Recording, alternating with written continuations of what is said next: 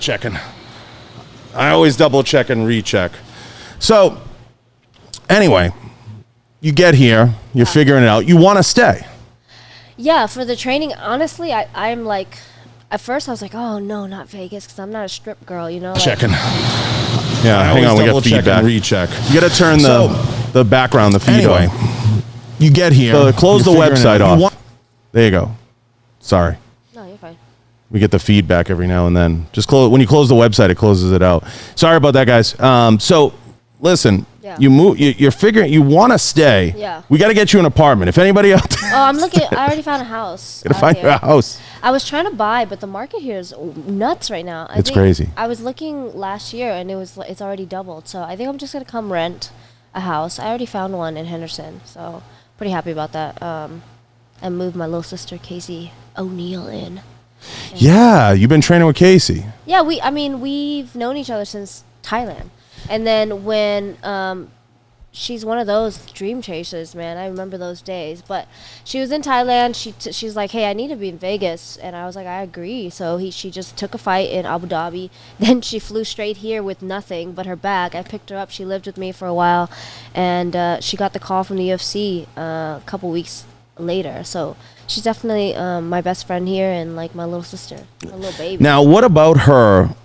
Now, what about training with her? Obviously, she's on the rise. She just won her last fight. She's doing really well. She's progressing. She got promoted. She's doing a lot of really cool, dynamic stuff.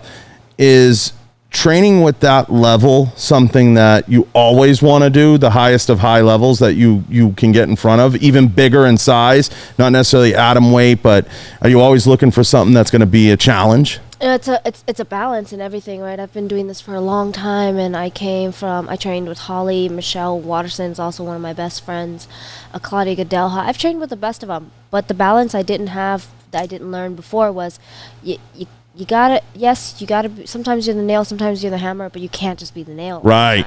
You can't just have bad habits, and just getting messed up all the time. Like, you also need a balance of both. So training with Casey's great, but Casey's not always my ideal partner for certain things, but having somebody with her grit and her energy, because me and Casey come from the same place in Tiger, where everybody showed up. I remember there was this one girl who just like always got worked, like just got worked every day, but she showed up every single day, and that's just how our girl group was, So I'm hoping to grow that and build that a little bit here, being the older one. I'm hoping to kind of get the girls together and train a little more. I'm actually really fond of going with Casey, who's a brown belt, and then going with Abby Halstead, Coach Casey's daughter. Mm-hmm. Because with that size difference, I can really have a competitive go. Casey O'Neill's a lot bigger than me, so I mean it's a balance. Abby's a stud, and Casey's raised her so well. The girl, she's humble, she's a stud. She's just that quiet little killer. He gets mad at me because when we all hang out, Abby gets what Abby wants because she's only home for a few weeks in the summer. But I'm like, you're lost without her when she's gone. Like that, they're like Batman and Robin. Those two. All dads are, right? I think. Well, you hope, right? Once you have a daughter, your life's done. Yeah, he goes everywhere with her. That's like his pocket Hercules. He just like throws her at people. Like a little Pokemon in your pocket. Yeah. Pikachu. Boom. Now I would make an Asian reference. You be punished. They'll cancel you too. Now, where does it go from here? You keep talking about you're older. Do you see yourself training people eventually? Do you see yourself sticking around the sport? Because some people feel like they have to go away for a while. Like Jake Shields stepped away for a while and came back. Do you feel like you'll stick with it and you'll be more of a mentor as time goes on? Yeah, I've been mentoring this entire time. So in Houston, I've trained these two young guys, young men, since they were 13, and I haven't always been around to like physically train them, but I've always mentored them and had one living with me, and it's really just been my personality. I thrive and I learn and I grow when I'm teaching and helping. So just like if you hold pads, like if you go with Eddie right now, he'd probably kick your ass, because holding pads you learn just as much as hitting, you know. So that's just kind of been my life, the way I see life. So I've been mentoring for a long time, so I wouldn't doubt it if I finish my career with a gym or with a nonprofit. I work with a lot of nonprofits now, so it's kind of part of my personality. What's your favorite nonprofit? So I have a couple. I work with one right now in Saigon Children in Vietnam, where we build. I'm currently funding for my own school that I'm building right now. We build schools for underprivileged girls because in Vietnam, underprivileged kids get sold off, or they get married off, or things like that. How does that happen? Well, poverty and the thing is, it's hard to explain to other. To Westerners or to other countrymen because it's tough for these parents. It's tough. And when you have it's pitch black in front of you and you only see one way out, it's hard, We don't judge these families. We just help them. We give them education, free education. We build these schools and then we take them through college and then we help them get jobs. So Saigon Children's one of my favorites. I am also close friends with AAPI Women Lead, which is Asian American nonprofit. So we work with survivors, and if you know my story, I come from domestic abuse. Mm-hmm. So I do a lot of public speaking and a lot of work with them. Yeah, so I have this whole life besides fighting, but it's all because of fighting. So there's a lot of things that's probably going to happen after I fight. Domestic abuse is something that gets kind of brushed under the rug a little bit sometimes. Yeah. Especially, it's got to be challenging trying to affect so much change in something that's thousands of miles away. Yeah. And I imagine, obviously, it's very near and dear to you, given your story. Yeah. But for those that may not know it, you growing up the way you grow up and coming here and being involved in the fight scene, you don't shy away from the fight. No. For sure. No, you can't really beat somebody that doesn't get down, So I'm pretty popular for how gritty and nitty gritty I am, and every opponent knows they're in for a fight, right? Right. And that comes from what I've been through. And yeah, domestic violence is like. It's like there, but it's not really there, right? It's like a talk of like, oh, you know that shit. Like, oh, what an asshole for beating her. But she doesn't really talk about it. But then the moment she talks about it, like Mike Perry's ex, everybody was like, oh, she's a shithead, wanted attention. I don't really know their story. It's not specific. It was an example. But yeah, so like, what's the other guy? I don't have a problem speaking up against these guys. But Greg Hardy, like his situation, we don't even know the girl. You know what I mean? So it's easy to brush over when the person that it happened to isn't talking. So me, I've never been shy about talking about it ever. Yeah, I mean, do you feel like guys get a pass, or do you feel like women are more empowered now to speak up? I mean, is it a combination of the two, or what?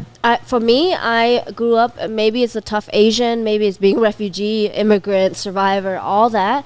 But I never my narrative is never victim. My narrative is empowerment. My narrative is, So for me, sure, it gets brushed over. Sure, guys get passed. But why? Because we don't talk about it. If I'm ever at the table, if I'm ever in the conversation, you can't ever shut me up about it. Right. And that's how I wish every woman would be. And even if you made fun of me, even if you said some bullshit about me wanting attention, you can never shut me up about it. Should there be a zero tolerance policy in every sport for domestic violence, you think? What do you think? No, I don't know. I don't know. I don't know. But I do know that just socially, I want it to be better. I want it to be like, oh, you're a shithead, Greg Hardy, or you're a shithead for, and the Mike Perry thing really blew over, and he can come after me for this or whatever. I don't give a damn. But I just don't want society to brush over it so much, Dave, it's almost banned in the NFL at this point, right? You get like a freaking 100 days or whatever, like, right? You're almost pretty much out of the NFL. The fining, right? When it's verified, that's one thing. When it's just an accusation, and that's where you draw the line on that zero tolerance policy. Yeah, are you getting the wrong person at the wrong time? Right. But I think like it has to be thorough. It has to be a thing like. But was there a case? Was there evidence? You can't just like accuse somebody and they be canceled. That's like a thin line. I'm not with the cancel culture when it comes to that. But if there was a case, if there's proof, if there's this, then it shouldn't be tolerated. And athletes, men, guys, even women. I mean, women beat them. I've seen men get abused too. Well, there's a lot of women that have been through here that could beat me up for sure. But I think that athletes are more scared of doing cocaine and weed than they are beating their wives. You know what I mean? So it's all about. I think it's the power is in the people, like how you view things. If you view a woman beater just as bad as you viewed John Jones for all the shit he did, or all the things that he went through, then obviously it'd be worse. I think it's worse on the spectrum. I do. I think the worst is abusing kids, right? Like that's the lowest. You're dying in prison if that's happening. For sure. For sure. I mean, people definitely. But I think also MMA, we do have like a certain. I may be biased, but for me, we do have a certain. I use fighting for empowerment. So to see, things like this get brushed over in my sport where we use physical. We use our hands as a weapon. Violence, yeah. Yeah, I think I think we should take a stronger stand about it, you know what I mean? And, like, why not? No one's going to be against it. It's not something that's, like, borderline or risky. You just got to do it. You just got to take a stand against it. Right. You know what I mean? Now, it's got to be incredibly empowering when you go and you speak to these groups or you go do whatever, and they know you're a fighter, right? Yeah. Yeah. They must love that. Yeah, my first line, I think, in my first speech was I was a survivor before the show Survivor, and I was a fighter before MMA. So, it's definitely important for me to take that stand, share the message, and it's really emotionally draining, but it's so gratifying because it's important seeing how small I am and what I come from, so. Yeah, I can't imagine. When you go in those rooms and you do get to speak to a group of ladies or somebody who's been through that, but then they see you and they see, obviously the clips, the highlights, things like that. Yeah. It's got to be exciting for them, and it's got to be a lot of fun for them to kind of, feel power through what you've done. Yeah.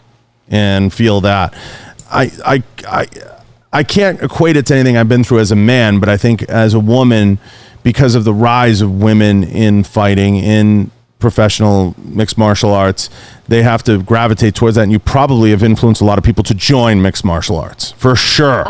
Sure. I hope so. It's the one sport that shows you what you're really made of. If you ever feel unsure of yourself, fucking throw on some gloves and join a gym, because it'll tell you, it'll humble you and it'll empower you. So I think it's a great, like I said, it's my responsibility to have such a unique story like mine. Like, to not talk about it would be a crime. Kind of like like a multimillionaire or billionaire that comes from nothing is much more influential than somebody that comes from money.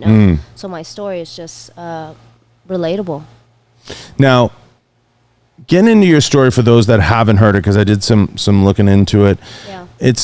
It's incredible. Can you give the listeners kind of your version? Yeah. So came here in '95 with my entire family. We left Vietnam, came here as an immigrant. I had a tough upbringing, and then I'm doing it real short right now. Yeah. I left home at 14. Was without foundation, obviously, because I was by myself. Met a guy at 16, fell madly in love. He started beating me at 7 when I was 17. One of the worst, until I was 19, one of the worst domestic cases reported in Houston is what the detective told me, to not go into detail. And at 19, we got pulled over. Our car flipped 4 times. He went to prison. And I was free, and then I found MMA, and here I am now. Amazing. Yeah. And you got into it almost late. Almost. Super late. I started at 21. Yeah. Yeah, I just took a class, and then I just fell in love and got addicted to the feeling. Yeah. And what about it did you love right away? Was it, knockouts? What was it? For me specifically, I've been controlled emotionally, mentally, and physically. So to just like ball my hands up and hit something, and then I don't even care if I win or lose. Of course now I do, it's changed. But when I first started, it was just the fact that if I got hit, it was up to me. If I hit somebody, it was up to me. It was all in my control, and it was great. That's what I fell in love with. Yeah, reclaiming yourself is something that we don't talk about a lot. Not even, it's hard to go to therapy and open up about that stuff. Yeah. But regaining your sense of self and regaining you're empowering yourself and doing that through mixed martial arts, or having the opportunity to do it as far as you've even done it is crazy in and of itself. Yeah, I try to explain it like when I was with him, I felt like a hologram.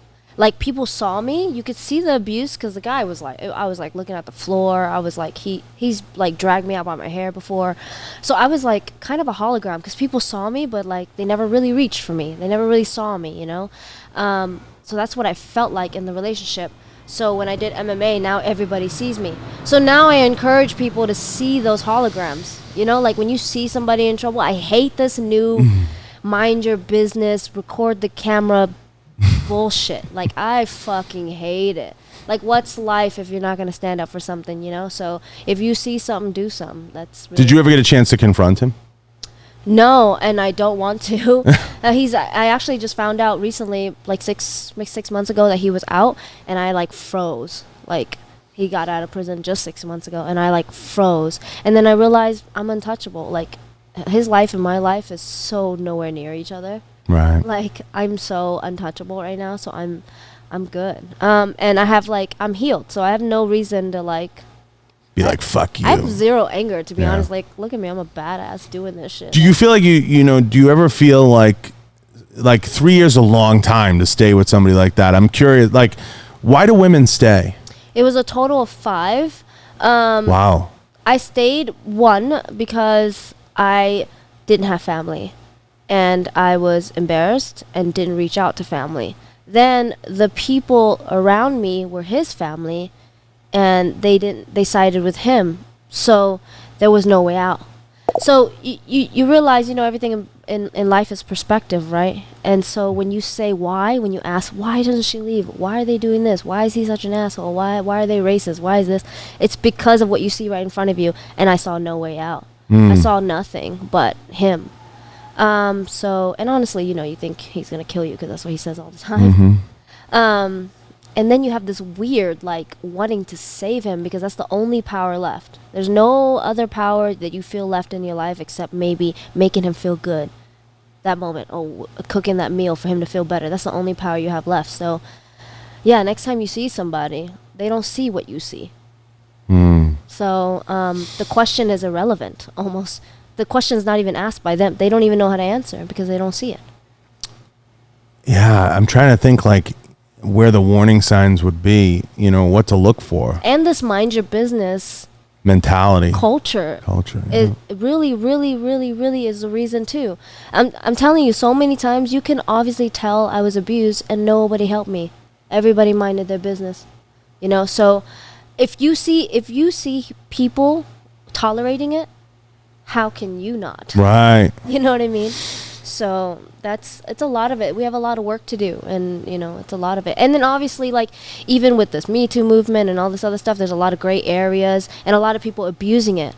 So I really tried to take the power back to the story and this movement, because of course when you make a big stand about something, people are gonna exploit it. Yeah. People are going to report fake abuse. People are going to report fake rape, stuff like that. But you can't get distracted. You know what I mean? There are real fucking stories here and people doing real bad shit that needs help. So Me Too's turned into a punchline, and it's been overexploited. Yeah, I know Tarana Burke. We've spoke together many times, the creator of Me Too, and even she's upset. Like, you know, all these people on Instagram saying Me Too is a joke, this and this. Trust me, the creator is upset at what's been going on. Because it's killed chivalry. Like, you can't be chivalrous anymore to a female. You can't even lean in and kiss him. He put his hand on my back. Right. It felt weird. It's gotten too out of control. Everything gets killed, though, because it's social media. Right. As soon as somebody gets a hold of it, all the shitheads get a hold of it. You know what I mean? So it's not the creator's fault. I love Tarana. She just wrote a new book. She's dope. I could speak out about domestic violence and take the stand, and a bunch of other girls or guys might report fake abuse. You know, it's just like, it doesn't change what it is, though. It's just social media. It's so easy for people to leak in. Oh, that's a good way to put it. It's so easy. Before, it was a meeting of me, real motherfuckers, me, Tarana, whatever, real survivors. That meeting stayed sacred because nobody was allowed in. Now, social media, it's like, you know. So that's unfortunate, but it's not going to stray me away from telling my truth. You know what I mean? Yeah, I feel like the problem with Me Too has become a lot of women like to weaponize their experiences, and they get what's called buyer's remorse, right? So maybe they date someone, or maybe they go out on a date with someone, and literally, like, they're trying to ham guys up for sneezing in their direction, and it's like, Oh my God. And now guys don't even want to hold a door for a girl because you get girls that are ladies that are literally like, what do you mean I can't open the door for myself? Right. That's why everybody tells me a story, and people come to me all the time. B, did you hear about the story with this football player that did this? I'm like, no, but if you want my opinion, I got to research it.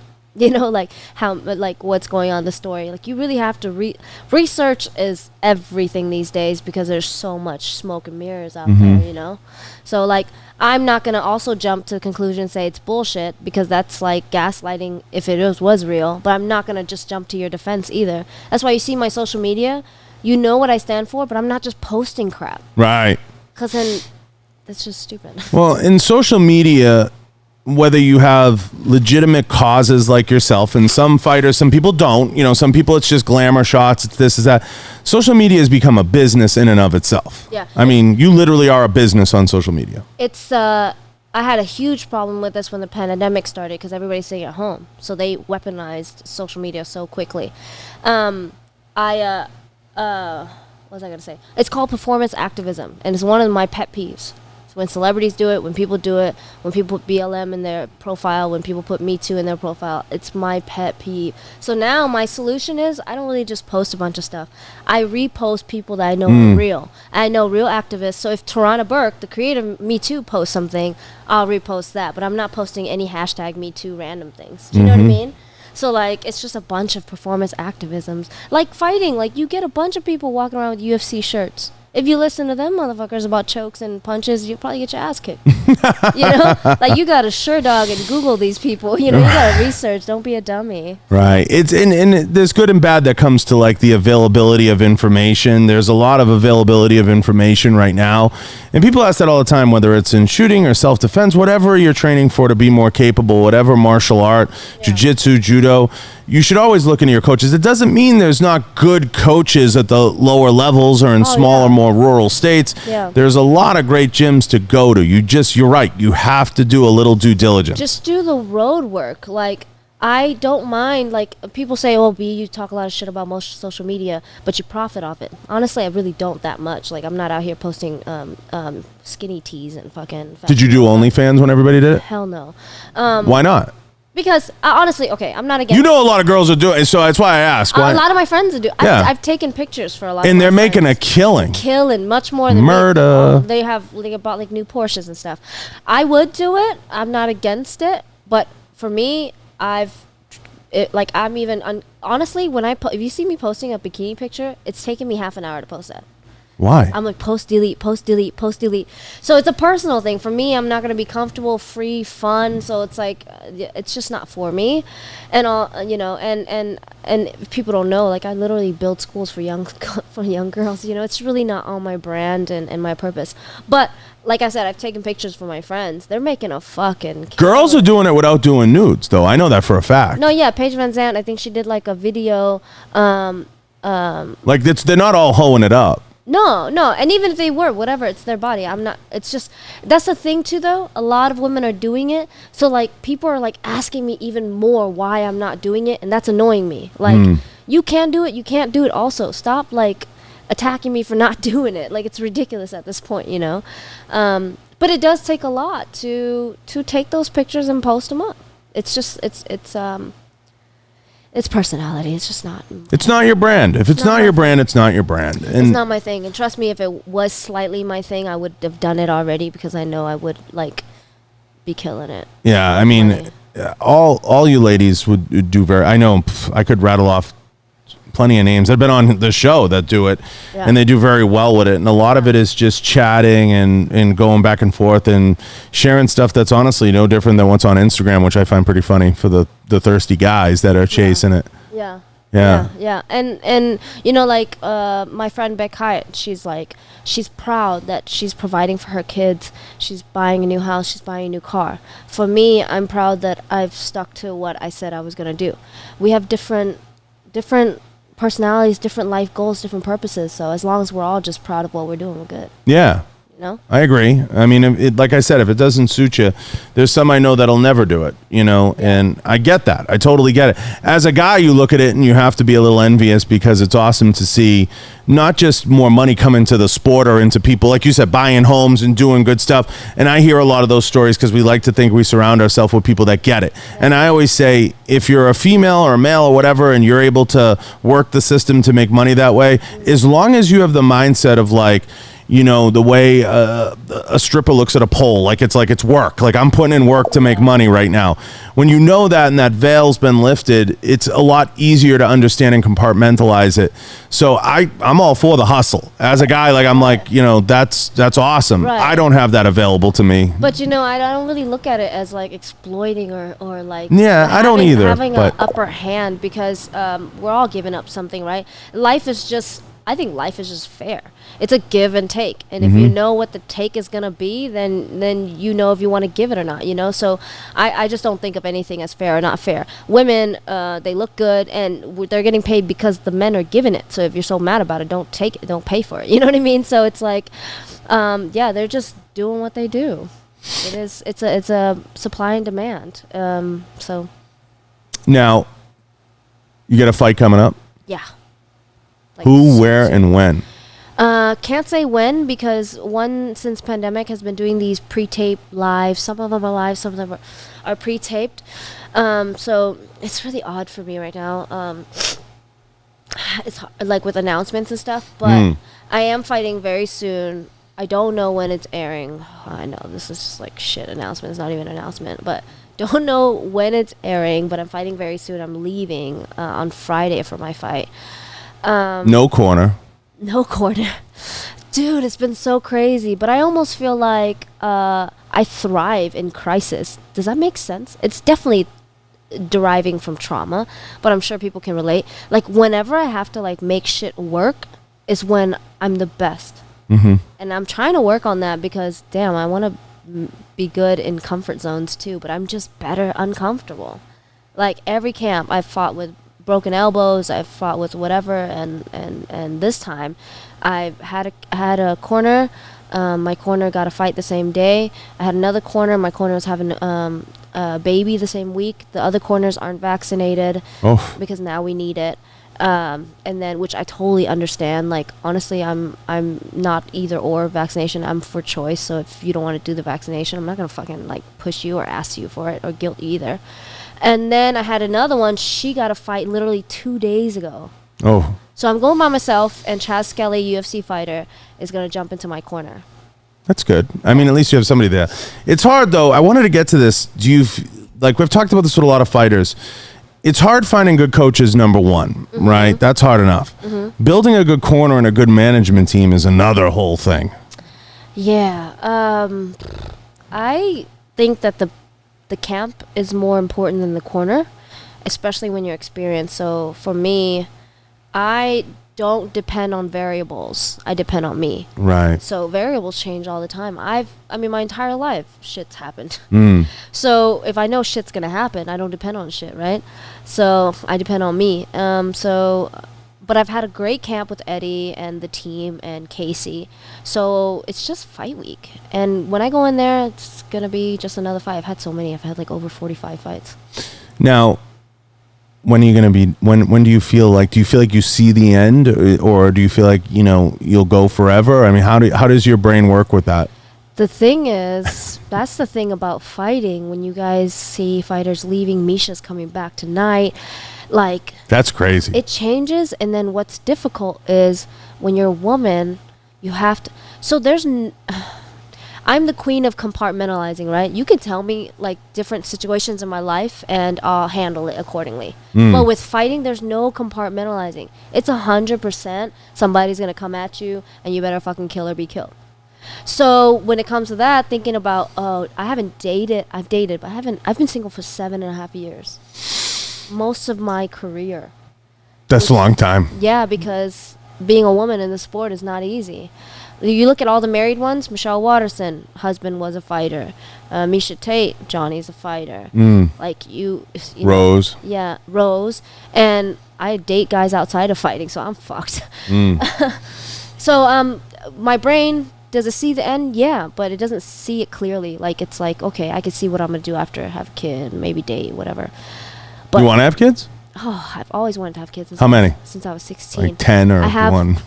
I have a tattoo on my ankle that has 2 empty banners. So I want a boy and a girl. But, I mean, whatever God gives me, I'm good with. But right now, like I'm telling you, my peak, I was scared too because I'm 31. I'm fucking solid right now. Like, physically, I'm at my peak, so who knows? Like, I'm more confused than you are. I'm just going to keep trucking it until I get a really strong feeling. I'm insanely confused, and everybody in here would agree with that. I pretty much, yeah, I mean, it's funny. You put your career and put everything else first. I get that. I did that in life. That's what I did for a long time. And I traveled and lived in a lot of places because I had a lot of different opportunities that I took advantage of. Yeah. And you guys, fighters go through something similar. And of course, people who put their career first, that's a conscious choice. You say, like, I'm going to do this. It's normal for men, it's normal for men. And for centuries and for all of time, men have we've all been conditioned for the man to work. So now that it's kind of changing, especially in this weird sport with women, like, I can't blame the men for not being conditioned for it. Like, I date guys, they're just not conditioned for what I'm doing. Like, now, when you get guys that ask you out that finally get up the strength to do it, because it's hard. You ladies guys are intimidating. You're tough to, and I've been around my whole life, tons of, it's hard. How do you deal with that? Are you just like, oh, that's nice? I'm so easy going because I'm just trying to see what you're up to, like where your head is at. Because you know what men do? They fetishize my fighting. They think, oh, you're exciting, you're a fighter, this is cool, she's strong, she's alpha. You like the idea, but then when I leave for camp for a month and a half, and I only text, I can't really call because I'm exhausted, you can't handle it. So it's really like, and I don't shy away from dating. I'm very open to dating. But it's like, hit it off for 1 week, we really like each other, I leave for camp, come back, he's like, oh. Who are you? Yeah, he's like, men are so like ADD, like he's so over it. Well, you know what it is? Men are simple. They require a lot of attention. They require a lot of, and not only that, it's hard with women like yourself that have a lot going on, and that's good. You got to have a guy that has a lot going on, civilian or not. You see what I'm saying? Like fighter or not. Yeah. They got to have a lot going on. Like if they're a journeyman fighter that has a fight here and there, and even if they're still a dude that knows the business, if they're not busy, let me tell you, I've dated some incredibly successful men, and it does, like, emotionally and attraction wise, it works. But then now we're just both busy, never spend time together. Right, it's got to be a balance. Yeah, it's tough. But I mean, it is what it is. Let go, let God. So I'm chilling, I guess. Yeah, I mean, 7 years is a while. We'll get you back in the saddle. We're going to get you out there. We'll get you circulating. I did a podcast with Ashley Evans Smith. She has like this really fun like sex and aggression fighting thing. And she was like, B, I know you're kind of shy, but I'm going to ask you sex questions. I'm like, sure, but I don't, like, I'm going to try to like answer all of them for you. I was like so out of practice. Yeah, it's when you're busy and you're laser focused like that, that's never anything. But you do keep those goals kind of in the forefront. You're kind of like, okay, I'm 31, maybe, And not gonna lie, I'm not the best to date now either, because after all these years, I'm into I'm like a guy now. I'm like into transactional relationships. Right. Like, okay, you're gonna take me on a date. We're gonna hook up, and then I'm gonna go back to my camp. Right, and leave me alone. Leave me the fuck alone. Right. Don't stalk me. Don't send the flowers. Yeah. So damn.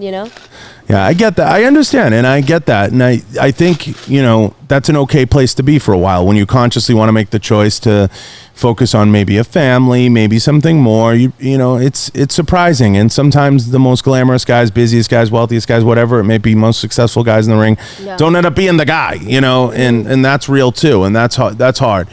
But are you married? Me, no. But I don't think you'll have a problem. So I think you'll be more than fine to have your pick at any point in time when you decide to do that. And that'll be, something that, especially the children thing, it's more like, I don't want to be 60 holding my kids, Oh yeah, for sure. But I'm 31. It's not and I'm doing well at my sport right now, so it's not like I'm climbing a long ladder. You know what I mean? I'm at the bottom. I've been putting work in, so it's okay. Yeah, it'll happen when you want it to happen. Yeah, just for now. That's the best way to look at it. Now, it's been one championship for the duration of your career, if I'm correct. And, have you thought about, what that path looks like. I mean, being in the division you're in, atom weight, which most people don't fully understand what atom weight is because they pay attention to either the UFC or, particular, they don't have the division. Yeah. Atom weight is what weight class in one? So the interesting is, atom weight, as Americans know it, is 105. Right. I couldn't make 105 anymore. So I went to one. It's 115 in one, but it's hydrated. So the size isn't like you go to UFC 115 and those girls are walking like 140. Right. But you go to one because it's 115 hydrated, it's still like a decent size. I'm still fighting huge girls. The girl I'm about to fight is like Casey size. I never really gave a shit, but the point is I'm hydrated, so I'm healthy to take those hits and I'm healthy to fight bigger people. But for me, with one, I've always been a good company woman. You know what I mean? Been kind of confused with my relationship with them in the past a couple of fights. So who knows where it'll go? And the older I get, the more I'm about the shmoney. Yeah, and if you're comfortable at what they call atom weight, let's put it that way. Yeah, I'm comfortable there, but keep in mind, I fight at 115, so I could do strawweight anywhere else. I could do strawweight Invicta. I could do strawweight UFC. I'm getting bigger and bigger the older I get, more muscle and stronger. So and a little denser. Yeah, I'm doing fine versus Casey and them. So, I'm pretty comfortable. Who knows where the future will hold? But when you're a prospect, you're just excited to be there, and then you wise up a little bit, and now you know your stock and what you're worth, and now I'm about the money. So let's see where the money. Yeah, and people don't fully understand how weight classes work. That listen to the show, they don't understand that like a Mike Chiesa walks around UFC probably at like 190 and he's fighting welterweight at 170, right? Yeah. So it's wild. When he was in here last time, I was like, you look every bit of 200 pounds, and they don't understand what that looks like, that cut down and how different that is. So like you said, Adam being hydrated at one is a better fit. Yeah, but I could see myself doing strawweight too. I've been pretty comfortable. I do cut down strawweight a little bit. Is that the goal? Yeah. Yeah, I think I'm gonna return. I need one to come to America. Yeah. Because one of my goals now that I'm getting older is fighting at home. Being closer. I have so many loyal fans I have not been able to fight in front of, and it's been great traveling. But that'd be nice. Now you've managed to build quite a following, and following's important in fighting and promoting the fight and pushing the fight out there. Yeah. Is that something that you consciously did, or it just happened? No, I did it, and if people try to act cool and they're like, it's just me, whatever, it's my personality. I'm just Rio. No, bro, like you get out what you put in, and fans, they are fans, like random numbers sometimes, but they're also people. They're not gonna give if you don't give a shit about your fans, they're not gonna give a shit about you. To be honest with you, unless you're Conor McGregor. But even the shows he puts on shows that he cares about his fans. But for me, I think also I used to sell cars for 6 years, luxury cars, Ferraris, Bentleys, all that. And one thing I learned about selling is that people don't buy the product, they buy into something, So like I might not be the champ, but I might even have more following the champ or more loyal fans because people want to be a part of my story and part of what I'm doing and want to root for my success. They want to follow the journey. Yeah. People aren't dumb. People know who they want to root for. Like, they're not just aimlessly following people. Like, they know my story. And that's what's good, though. If you look at my page, too, I don't have a lot of not a lot of crazies. I have, quality supporters. There's always a few crazies mixed in there. There's definitely. But now, I block them. Do you block them? I haven't had to block people until this last Ritu fight. Indian fans, gave me death threats. Oh, God. They were, insane. They weren't asking for used underwear? No, they were trying to kill me. They're like, if you're in India, blah, blah, blah. And the crazy thing is I'm about to shoot a show in India. So I hope, I'm fine. I don't have to get security. I think that those guys just exist to, I guess, get a response. They try to be shocking is the word I'm looking for. We're going to say this. Yeah, I guess so. But nobody sees your comments because I block them. Most of the time they'll come in the DM and they'll say something obnoxious and they're just trying to gather a response. I get more guys in my DM.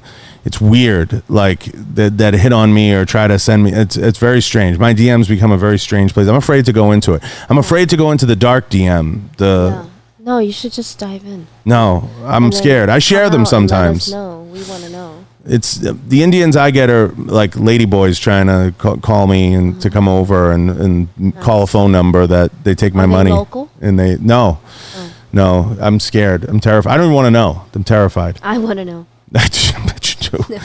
So, this is kind of serendipitous, you being here and you having the opportunities you have. And Vegas, it's the place to come. And we're excited to have you. I've followed and looked into some of your stuff and your causes, and everything you talk about and preach is really worthy. And to everybody out there listening that hasn't checked out some of the stuff that Bee has going on, go check it out. She's I can vouch for her in the gym training. I mean, I pass by, I see you all the time, whether it's with Eddie or on the mats, and some days you're doing 3 a days. It's crazy. Every day. And you're self-made because you're doing it yourself. Like you said, almost no camp, very little, support in so many ways, but hopefully you find a home here and you found help.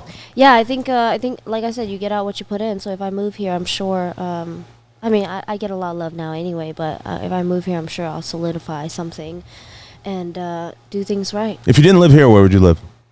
I just love Houston. But why? I got to go there for NRA. I hate, oh my God. Houston's amazing. I love Houston. But also, it's like my little comfort zone, it's like my little home. But I've been all over the world, and I don't know. I can't put Houston on my short list. Yo, but you can put Vegas? Vegas. Really? Yeah, because you're just outside LA enough, but if you need to get there, you can, and you can get to Texas quickly if you need to. Yeah. The food here is good. Everything here is like, because it's such a tourist destination, everybody's always coming. Yeah. So it's, I don't know. I couldn't do that whole Dallas-Fort Worth and Houston area, the traffic. Don't even Dallas-Fort Worth, Houston. Dallas-Fort Worth is whack. Mm-hmm. You get Kevin Holland on here, he'll vouch. He loves Houston now. Yeah, I'm trying to think who's even in. We have to go to NRA show in Houston. I'm in Houston. When are you going? I'm going in. When are we going? Are you guys going to UFC? September? Houston? September, right? Yeah, I think that's when they moved it too. Yeah, NRA is like the first week of September. And when's the UFC fight there? August 7th. August 7th? Yeah. I don't think I'll be there for August 7th. I definitely know I'll be there the first week in September. That I know for sure. I have no choice. I may not be there. I think I'm shooting the show at the time. I have to be there. I don't know if we'll go. I think I'm gonna go to 260s. 266 is back here. I don't know. I'm thinking Americans got cheap flights from Vegas to get down there in August. Yeah, come to Houston. Yeah, we'll go. He looks keen. Yeah, we'll go. We're in. Why not? Yeah, I'll take a shot. It's it. Where is the fight in Houston? Bring this though. Bring the Howlerhead. Oh, there we go. Yeah. There we go. Dana will be happy. And all this. And bring the cheddar. We're going to bring the stacks. Don't forget the cheddar. Don't forget the stacks. We got to bet on the fights. Now, this is fun. So, you have this fight. Yeah. After this fight, you figure what out? You get a house here. Yeah. Move here. Yeah. And I think you build a camp and you take a run at it if you feel good. For sure. That's the goal. I don't half-ass anything. So even if you ask me, like, if I see the end, I don't see it now. But no matter where I see what and what I'm thinking about, I'm going to fucking go hard, Now, do you like Misha coming back? How do you feel about those comebacks that everybody's doing right now? They're brave. I commend them. Holy shit. Especially Connor after so long off. They're brave. And you know what I do like? It shows the love for the sport because it's not like, oh, I'm going to come back and I'm not going to name another sport and be disrespectful, but it's not like I'm going to come back and play cards. You know what I mean? You're coming back to get socked in the face. Yeah, you definitely lose a step. And the crazy thing, and the thing is, she left on a high note, and so did Connor. So for them to come back, it shows bravery. And honestly, people ask me like, "What's up? What do you think about Misha?" And this, you never know on these comebacks because the best could have ring rust, or they might not and kill it. She might kill it. She might not. I don't know. And I'm her friend, and I love her.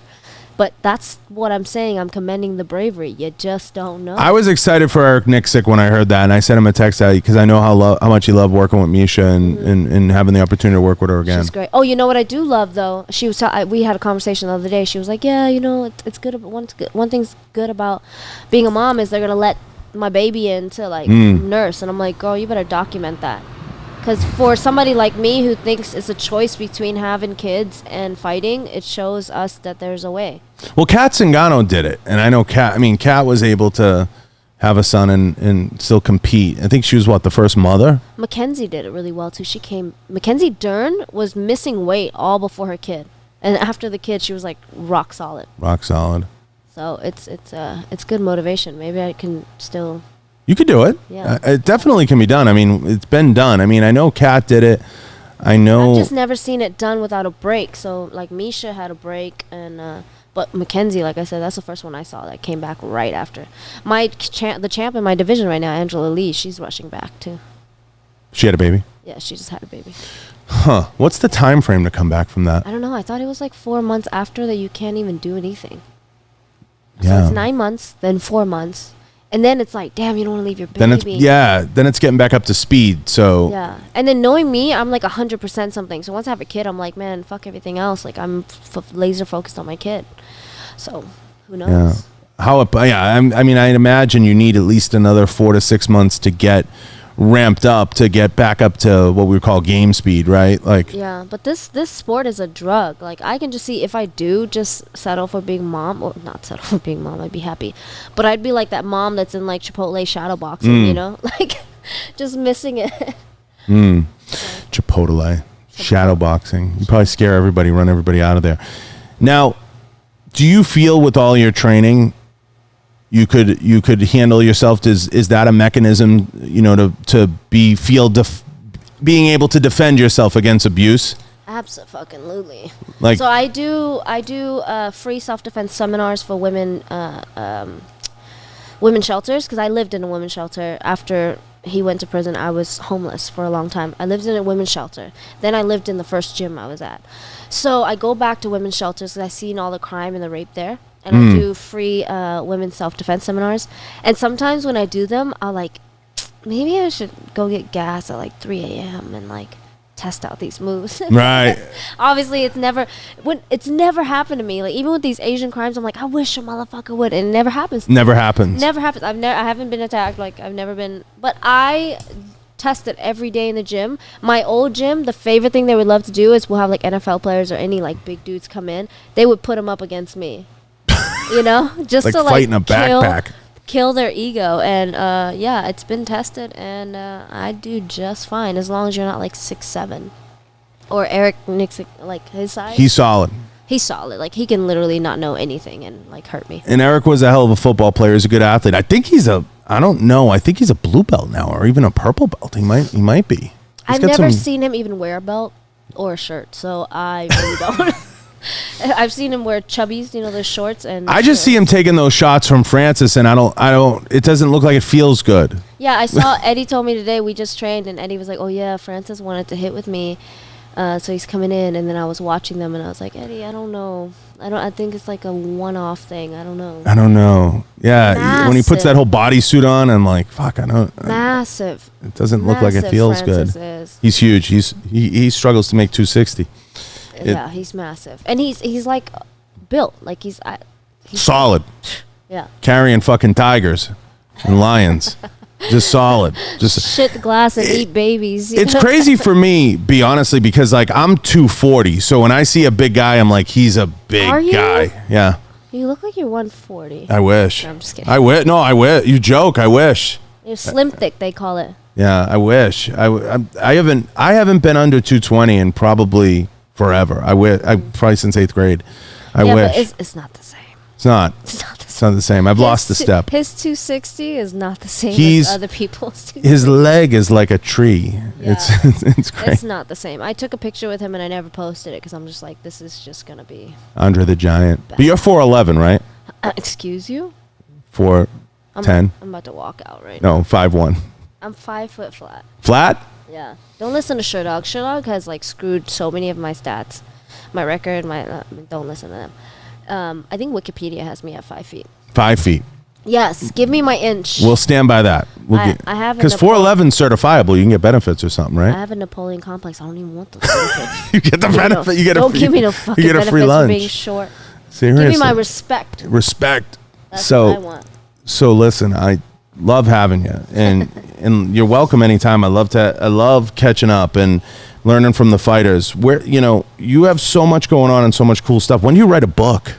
So crazy thing is, I got a book deal 3 years ago, wrote it, and then the editor was just like legit book deal. she just wanted to chop it up and make it sound so sad. And I'm telling you, I hate the victim I hate that narrative. So I was just like, no, and she kept fighting me for it, so I canceled it. And I think I'm gonna self-publish, but I'm working on it. So any publishers that aren't gonna try to over-edit my shit, like, hit me up. You should do it. Yeah, you should self-edit. You should self-produce, self-publish. Sorry. Yeah, that's pretty good. It's pretty good, except for getting it into bookstores. But people go to bookstores still? Maybe not. I don't think so. I know Don Jr. self-published his last book, and I think to get it out there, that's the whole thing. You need more a marketing deal than anything to push it. Yeah. Out to the masses, but you could get it on Amazon and on some places pretty easily, especially as an ebook with an audiobook. And if you narrate it, that's even better. Timing matters? Do you think I should do it when I'm done? No, I think you should do it now. Okay. I think you should get with a writer and do it now. The hardest thing is building the chapters, from what I hear from people. Yeah. So you can. The hardest thing for me is perspective, because I have so many and I have such a complicated life. Like, what to trim, what to keep in. You know. It's to create whatever the end goal of the book is. Is it going to be a biography? Is it going to be somewhat of a biography? Is it going to be a women empowerment book? Right. How are you going to structure it? I know you want to sit and work with some of these writers that are able to take and say, okay, B, this is your 10 chapters. Then it's easier to go back and write it in. Like if you're trying to tell the story of this, these are what your 10 chapters look like. True. So, and then it's easier for you to go back as a writer and kind of start to write those chapters. Am I right in saying that, Dave? You have a PhD. Christ, why am I the fuck? What you do? I've been an editor for about 20 years. Yeah, as well. but that's the way, right? That's what Bruce said to me when he sat with the writer and a couple people. Like, you want to get the chapters down, right? The title? Yeah, well, you gotta kind of lay it out. You got to have a roadmap of where you're going to go with this. I mean, some people are right, and it's good. They can just, wherever it goes, they don't know what the ending's going to be until they get there. Yeah. But for, the story of your life, you kind of know how it's went. So, you kind of want to focus it a little bit. Yeah. And then if it goes off, you kind of meet and say, okay, if we're going to, make a Y in the road, where are we going with it? Yeah. I know it was really dumb for me to answer that, Dave, with you sitting there. I know that. He's over here just smiling. Look at him. Just you got a professional writer. Just like kind of ish, almost. Yep. No. Sort of. But let me plug in. Can I plug real Go. quick? My friend Lolo Jones, a fellow 2-time Olympic gold medalist, she just wrote a book and it just got released today. Over it. You guys should get it. Where did she do it through? Oh, damn it. I wasn't planning this plug, but Lolo Jones. Lolo Jones. You guys know her. She was on Wheaties boxes. Now, I was going to ask you this before I cut you loose. Who was an inspiration to you as a woman? Who did you look at and who did you follow? Like, who got you through some of the darker times? So when I was young, I wanted to be a journalist, and my idol was Lisa Ling. Okay. Through the dark times, I really just prayed, and I honestly, if I'm just going to be honest, I didn't really have any women role models until I joined MMA. And Michelle, now my dearest friend, Michelle Watterson, has always been a mentor to me. So definitely Michelle, and then Lisa Ling was. So the other side of me is Lisa Ling, and then the MMA side of me would be Michelle. Watterson.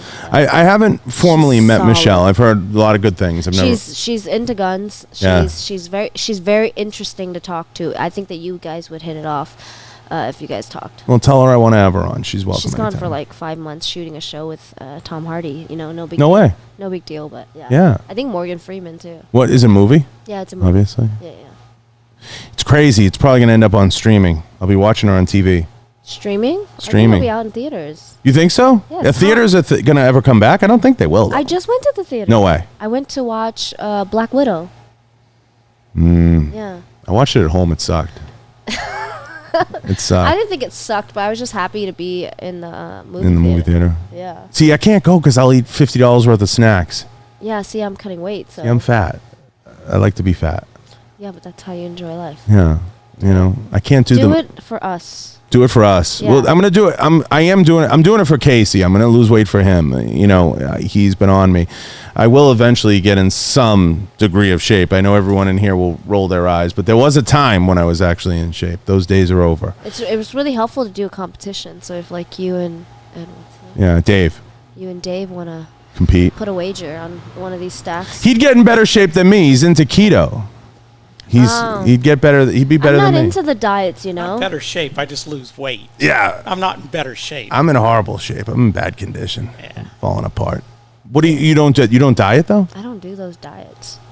Really? Yeah. No meal prep, nothing? No, I like to cook, so I like cook my own meals. But everything changes, each camp, I change my diet up. Your body changes and how it reacts to things changes. My best advice is to get to know your body and see how you react to different foods. But like following certain diets, it just doesn't work in the long term. What's the best dish you cook? Yeah. Best dish. Give us something here. Valentina does the bread, that fucking bread she bakes. See, I miss Valentina. She's been on the show. Yes, Yeah. Twice, 2 or 3 times. I love her. We used to train together. Best dish. I would say I make a mean steak and Brussels sprouts. Sprouts. With pasta. I had these Brussels sprouts at Cody Stamen's house. I got to bring this up. Yeah. Cody, if you're listening, I'll make you listen. You got to hear that. We had these sprouts. They were sriracha Brussels sprouts. No. They were good. They were good. They were good. I thought you were going to say you had duck. He prepared a hell of a steak. We had sriracha Brussels sprouts. We had asparagus. He's quite the chef, that Him Cody or Stamen. his girl? Him. Oh. He cooked. I vouch for him. She didn't get there till I need after that everything was recipe. cooked. I provided dessert. Was it you? No. We had a pile of cookies so it's funny about the cookies, about the dessert, because he said, don't leave these here. I'll eat them all. The next morning he showed me a dish. It was nothing but crumbs and half-baked cookies. Oh my God. But Cody can do that. He's like ripped. Yeah, he's a savage. I can't do things like that. He's in great shape. He's another one. He's awesome since he's moved Has he been here. on here? Yeah, a couple Yeah. times. Yeah, he's a good guy. I like him a lot. He's one of the guys that it's definitely a big brother in the gym because he doesn't ignore us. Yeah, I'm closer with him than him, Kiesa, some of those guys. I like those guys. Those are more my Eric Anders. Some of those guys, I enjoy their company. They're great dudes too. They're just dudes, and I like that. Yeah. And that's what I like about Cody. Cody's a dude to the max. Like he is a guy. Eddie is too. Yeah, Eddie is for sure. For sure. And I'm excited. and he's Italian, so it's like triple the testosterone. He's from Boston. Triple the testosterone. Yeah. He's from Boston too. His mother's hardcore from Boston. Eddie's kind of like he was born there. He wasn't like raised there completely. Boston. Yeah. So we got quite the nucleus. It's like Dana and I talked about that when he was on the show. We got Dana, myself, Rogan's from Newton North, Jay Cutler, the bodybuilder's from Sterling, Mass. There's a lot of us. I don't know what any of that is. It's all locations in Massachusetts. I know, home.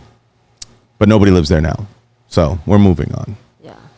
Anyway, listen. Massachusetts. I loved having you. I want to have you back. After the fight? Yeah, I'll be back. Yeah. We'll see. I want to come back and party. I haven't partied here, so I'm gonna come back. I'm gonna drink half of this holler, and the podcast will be a lot fucking different. I'll tell you that. It's happened. Don't be fooled. It's happened. It has happened. There's been a lot of that. Yeah, but you gotta get some. Say it. Actually, Holler's good. Hollerhead? I like whiskey. We got a bunch of stuff back there. No, this is bourbon. I like Bullet bourbon. I should shout out some of the brands that send us stuff. We got Rebecca Creek back there.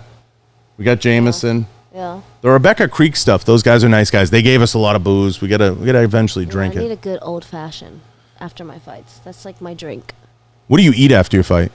Rice. That's it? Yeah, I don't know who the fuck invented rice to be bad for you and cutting weight because I'm Asian. It's disrespectful. But noodles and rice, anything with noodles, I'll just fucking eat a bowl of rice. What kind of noodles? Any noodles. Pad Thai, udon. Udon's bomb, but I'm Vietnamese, so pho. When I moved here, there's a noodle bar every 5 feet. That was funny to me. Yeah, because Asians show love through food, so everywhere you go, there's Asians gonna be good restaurants. Yeah. What do you think about the Korean barbecue thing? There's a reason I'm asking. I like Korean barbecue because I like to cook, so I like doing it there. What's your issue? We went there the other Shouldn't pay night, us Casey and for I, cooking and it? Casey was so mad because he had a cook. Yeah, see, the thing is, it's an experience in Asia. I tried telling him this. Food is an experience, you know what I mean? But there are places now, which I think is whack, that stand there and cook for you. I don't want you to stand here and cook for me. But take him to hibachi then if he doesn't like Korean barbecue. But I love it. If there's a group, I'm going to be the one cooking the entire day, the entire night. That's how you go to my mom's house. She'll want you to spend time with her, but she's just cooking the entire time. Showing love, It's an Italian house too. Yeah. Yeah, I like the experience. There's That's why I'm overweight. Huh? That's why I'm overweight. You're Italian? Yeah. I'm meeting a lot of Italians. Too much food. Too much bread. Too many pasta. and pasta. Don't eat the bread and pasta. Now, listen. Yeah. Again, the invitation's always there. I'd love to have you on again. I had an awesome time with you. And I'd love to have you back. I haven't done media in a while, honestly. I haven't done podcasts and stuff in a while because it gets like asking the same damn questions over and over again. But this was really fun. Because mine, I don't really have a script. I have no plan. My plan is no plan. That's great, though. That's the best way to do it. Yeah, I'll come back and have some alcohol. We'll really talk about We'll chat about everything. You can fill me in. You can teach me everything. Gotcha. I want to thank a few of the sponsors and especially B for coming in. I can't thank her enough. I really appreciate her taking the time. Shout out anything you need to shout out, where people can find you, how they can reach you.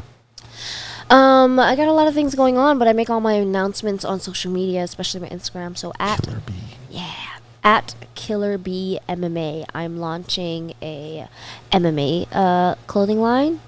I'm doing a show soon, and now I'm gonna go look for a writer. Hopefully get a book out. So follow me or keep up with me at KillerBee MMA on Twitter or Instagram. And I can't thank you enough. I want to thank a few of the sponsors now. Right On Optics, Kenzie's Optics, Rhino Metals, Blackwater Ammunition, Galco Leather Holsters, Volquartsen Firearms, Pulsar Thermal Imaging Technology, and all the links are down below. Go check out all the sponsors. We're going to give B a bunch of prizes from the sponsors. We appreciate her coming in, and I had a lot of fun. I can't thank you enough. Hey, when I come back, we got to take me out shooting. I haven't done that in Vegas. Done. Done. That's easy. We do that all the time. Dave, I think we're good. We're out.